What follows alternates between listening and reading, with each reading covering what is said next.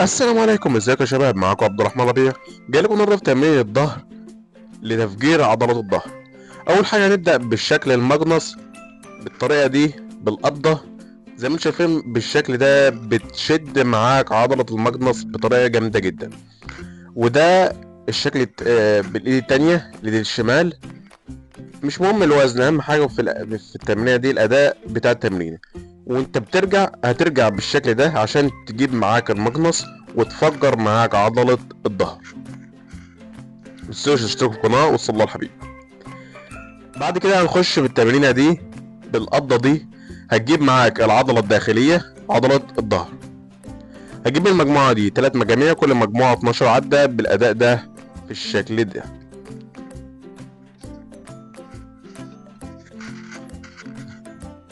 أهم حاجة في التمرينة انك تلعب على مهلك وما تلعبش بسرعة عشان تركز معاك في التمرينة وتشد معاك في التمرينة بتاعتك.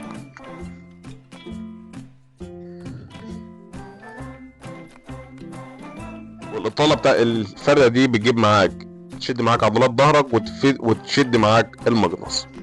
فأهم حاجة وانت بتعملها ما تعملهاش بسرعة قوي، ومتلعبهاش بوزن تقيل، تلعبها بوزنك علشان تركز معاك. بعد كده هنخش على تمرين السحب الجالس.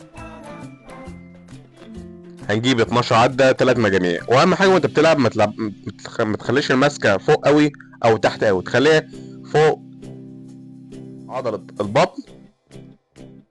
وتلعب وانت بتسحب تشد معاك تثبت 3 ثواني وتنزل، وبعد كده تثبت تاني 3 ثواني عشان تركز معاك. دي المجموعة التانية بالشكل ده. احنا زودنا الوزن عشان جبنا المجموعة التانية. هنجيب في المجموعة التانية لو عرفت تزود في المجموعة التانية 12 عدة او 10 عدات يبقى جميل. بعد كده هنخش الشكل الاخير، تمرينة الديد ليفت. هنلعبها بالشكل ده.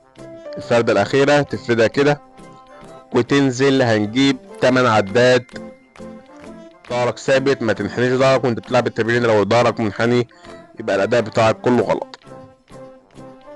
بالشكل ده. صلوا على الحبيب واشتركوا في القناة وتفعلوا زر الجرس علشان يوصلكم كل جديد. انا كده خلصت الفيديو بتاعي. لو الفيديو عجبك ما تنساش تشترك في القناة وتفعل زر الجرس علشان يوصلك كل جديد. لو الفيديو ما عجبكش قول لي رأيك في الكومنتات علشان اطور